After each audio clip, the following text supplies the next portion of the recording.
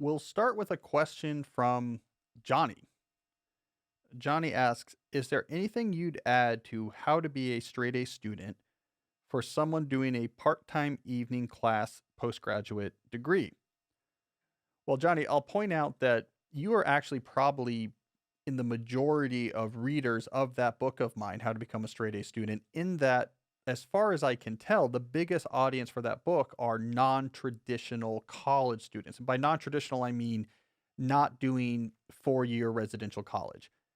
There's a lot of part time college, returning to college later in life, coming to college on the GI Bill, first generation students. So there's a real interesting and diverse pool of people who come to that book that are all unified by this willingness to say, this is a challenge.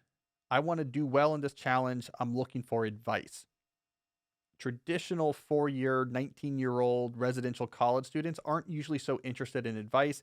As I've talked about before, college for them is also serving all these other roles. It's a social experience. It's a developmental experience as they try to emerge into their adult situations. And they're not really thinking about how do I structure my studying. But non-traditional students say, let's get after it. Look, I'm paying money to take these courses. I want to get good grades. I want to return on my investment. How do I study? Let's go. So these are my people. You are my people. All right. So here's what I would recommend to keep in mind from that book if you're doing a degree part time. And in your elaboration, you note that your job's pretty hard. So it's part time, it's at night, you're exhausted. A few things I'd keep in mind. One, slow down. To the extent possible, make sure you're not overloading the number of courses or the difficulty of courses that you're taking at once. It's real easy as you're laying out your plan for how you're going to get this degree to say, let's just pile it on. Let's pile it on and just power through this thing. And it's going to be so impressive. We'll just, our energy to get this degree will push us through. Your energy to get the degree will not push you through when you're working long shifts and you're trying to do these courses at night. So design a course schedule to the degree that's possible that is reasonable. The number one thing you can do, I used to call this on my blog back when I was giving student advice. I would say avoid heart attack semesters. Because to me, a heart attack semester is where it is an unforced error. You didn't have to, but you chose to build up a collection of courses that is uniquely difficult. 8 out of 10 of the issues I would hear from students who were drowning in their work were avoidable if they had just had a more reasonable course load. So that's the first thing I want to emphasize. Two, you want to automate to the degree possible. Here is the work that is generated on a regular basis from each of my courses. This is when I do each of these things of work and where I do it. The reading for this class happens on Tuesday nights, and I do it here. I don't come straight home from work. I go to the library that's down the street from my house. 90 minutes is enough time to get that reading done. I work on my lab reports first thing early Saturday morning before my kids' sports practices happen. Figure out to the extent possible when and where all of the regularly occurring work happens so that you do not have to go through this thought process every day when you're tired and coming home from work. What should I do? Should I work on something? So I would suggest that.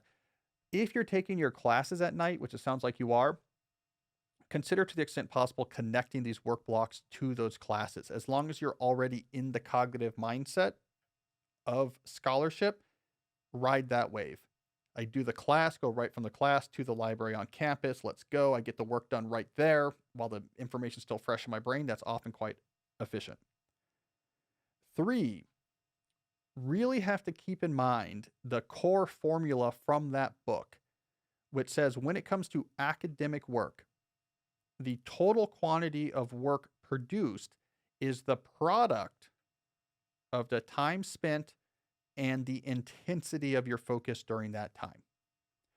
If your time is limited, the biggest knob you have to turn to get the same amount of work done in less time is that intensity of focus. So when you're going to work, you go to a place to work and you've got to laser beam it. You cannot, in your situation where you have limited time and mental energy, you cannot do your schoolwork with a phone with you. You cannot do your schoolwork while you're also jumping over to check MLB trade rumors. You cannot be doing this back and forth context shifting. You cannot be texting with people. Everyone in your life needs to know that during your schoolwork blocks, it is a black hole.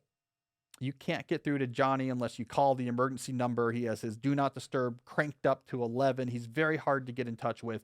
If you can really push that intensity of focus high, you are going to greatly reduce the time required. And the final piece of advice I'm going to give is care about how you actually do the work. Banish the word study, banish the word read from your vocabulary. Those are way too generic, those are way too ambiguous. If you're preparing for a test, how are you preparing for the test? And why are you doing it that way? Be incredibly specific. I'm putting this on index cards. I'm going to review the index cards in this way. And here's the criteria I have to get to before I consider myself done. Be incredibly specific about how you're going to do your work. I'm not just going to quote unquote read.